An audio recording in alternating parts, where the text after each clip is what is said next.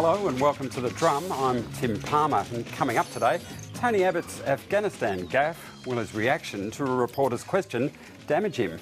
The federal government facing a backlash from the states, and why a jet ski safety campaign has sparked a racism row.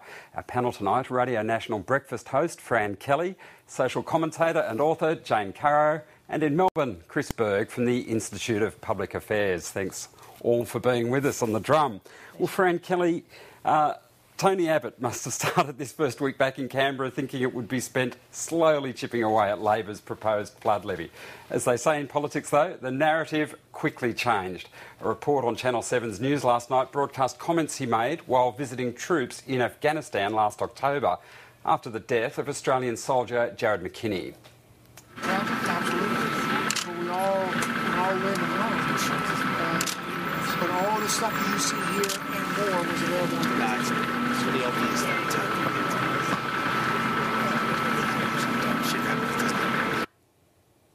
Well, the opposition leader was accused of being insensitive.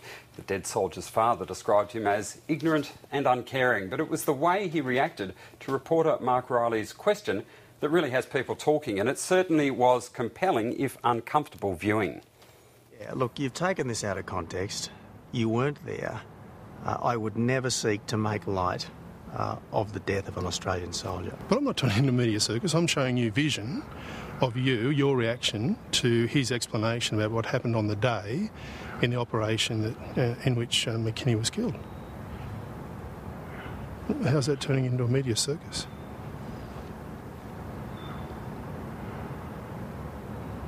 Okay, well, tell me, what's the context, and if it's out of context, what is the context?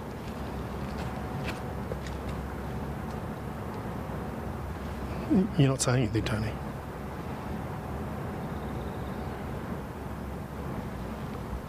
I've given you the response you deserve.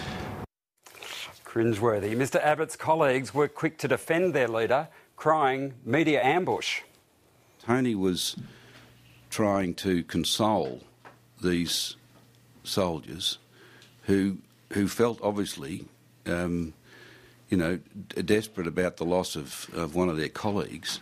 And it was a very human reaction, I thought, and a serious attempt in the vernacular. He was really saying this was an unavoidable tragedy.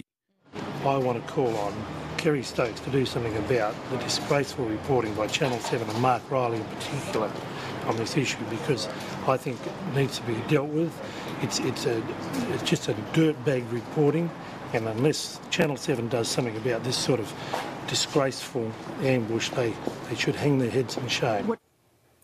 Well, Fran Kelly, there really are two quite separate elements to this episode, aren't there? There's the initial comment made in Afghanistan, and that's divided opinion over whether it's insensitive or quite reasonable. But then there's the response in the Channel 7 interview, which even Mr Abbott's defenders seem to find a little more difficult to explain. And I think the response, Tony Abbott's response, for him politically, in a longer-term sense, is the more serious part of this story for him in political terms. Why? Well, because it goes to his reactions as a leader, his political instincts and his political judgments, as it did when he chose...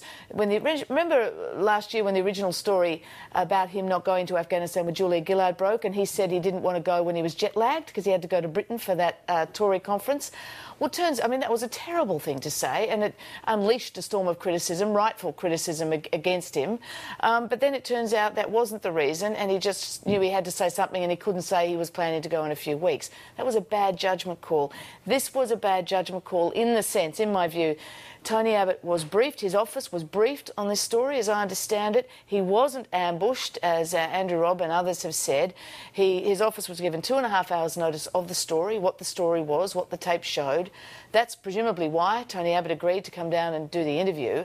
I think there's a judgment question myself on why he decided to walk right into the ring of the media circus in that way. He could have controlled it more, and good media management would have had him control it more.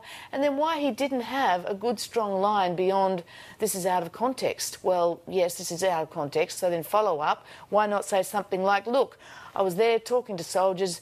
This language is nothing there. What I was doing was shoring them up, which he did say. But of course, what I was trying to say was not to make light of the death, but to put it in a context and make it clear that, you know, tragic and horrible things happen inevitably in war. All sounds very good presented now on the spot, but let me take you back to what you said at first then, because the criticisms of Tony Abbott, such as those comments in London, was that he couldn't stop saying what he thought, that things just leapt out of his mouth. Here, you could argue he's restrained himself. He calls it a dignified silence. But that's the point, isn't it? It was there was nothing dignified about that. It was uncomfortable. You could feel every, you know, element, molecule of his body wanting to sort of spring out to his defence or to something more aggressive than that. So I don't know that it was a dignified silence. It was an uncomfortable silence, and that's what I mean. He knew this was going. He knew what he was going to be faced with.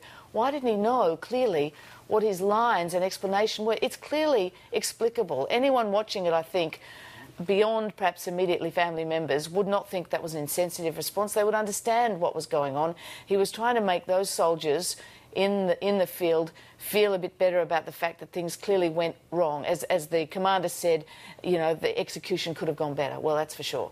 He was clearly trying to reassure them.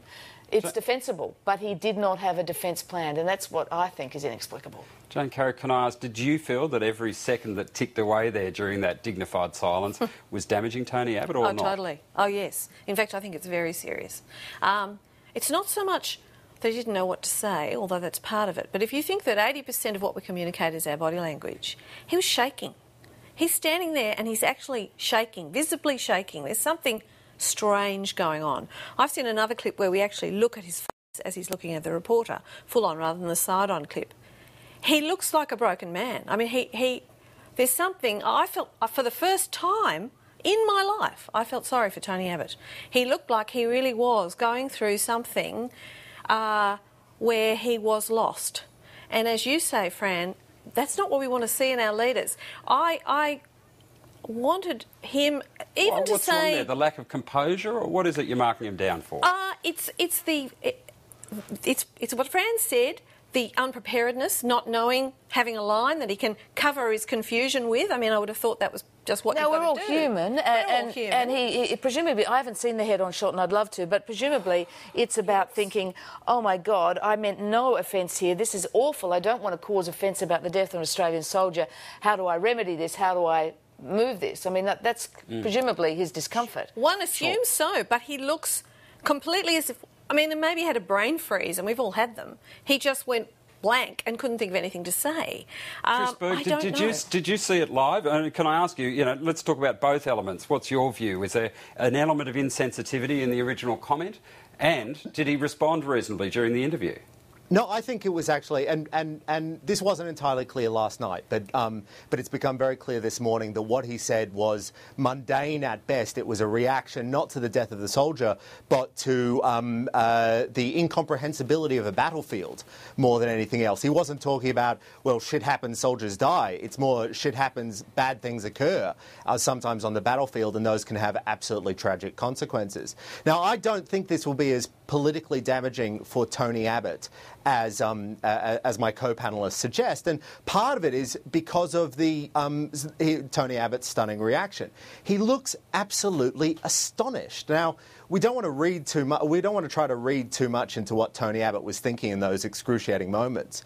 But that sheer astonishment, I think, underlines the political game that Channel 7 was playing. Bear in mind, if this had been a real scoop, if they'd actually caught him saying something really, truly horrendous, they wouldn't have needed to pull him up in the middle of the Parliamentary House courtyard and show him video. Hang on, Chris, they didn't pull him up. He was, according to Mark Riley, I haven't spoken to Mark, but according to things he said on air this morning, Abbott's minder, his advisor, was briefed 2.5 hours earlier on the content of the tape, on the content of the conversation. And it's not that might be true, but it isn't entirely clear.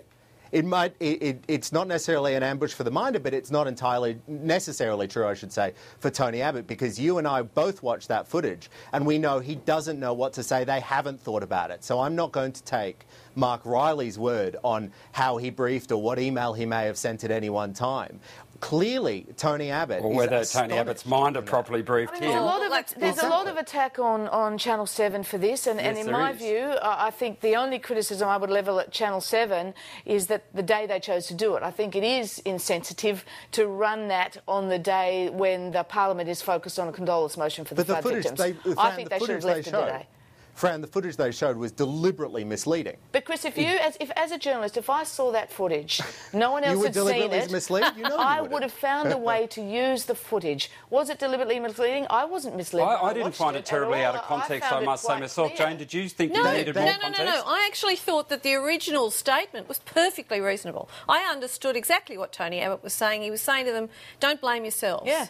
You know, war is hell, basically, and terrible things can happen. We accept that vernacular, do we? Generally, all three on the panel. It seems that you do. Yeah, that's fine. I would, but if I was his dad, I would probably be hurt by it initially. But I think maybe it got a turbocharge because of the context, because don't forget, the news hound in Mark Riley or any of us would remember that Tony Abbott, just before he went over there, was questioning whether off the back of that email, an anonymous email from an Australian soldier, questioning whether there was the support, the backup support for the soldiers caught in that skirmish, which turned deadly. But talking about the vernacular, it has become a bit of a habit of politicians, male politicians, going over there, and Philip Curry's written about this today in the Herald, to start swearing like troopers when they're amongst the troopers, as he wrote. Kevin Rudd, we know, talked to the troops on one of his last visits there, saying it was shit weather, and the next day, you guys really know your shit. Kevin not his normal way of talking, I wouldn't imagine. It's a bit more normal for Tony Abbott. I don't know which circles you mix in, Tim, but it's pretty normal in the ones I'm in. It is a bit more normal for Tony Abbott, but I also can't help thinking, what would have happened if Julia Gillard had come out with that language? Would the coalition have moved on that? And I think they would have. I also wonder if there's not just, the antenna wasn't awakened, Riley's and others' antenna, is there not a faint echo of, Rumsfeld stuff happens? That was a storm around that at the time. Rumsfeld was really only doing the same thing, pointing out the obvious. But I think a bigger issue here too is that we've gotten to a point now, Tony Abbott is actually a very articulate, very good communicator. He's actually one of the better communicators, I think, that we have in politics at the moment. He does make you feel like there's a human being behind what he's saying. So we've now gotten to the point in politics where something like that comes up and a smart, fast on his feet thinker like Tony Abbott lacks the confidence in the way we present our politicians now and the way the media deals with it and the way people are judged and how we're waiting for any minor gaffe. And so he stands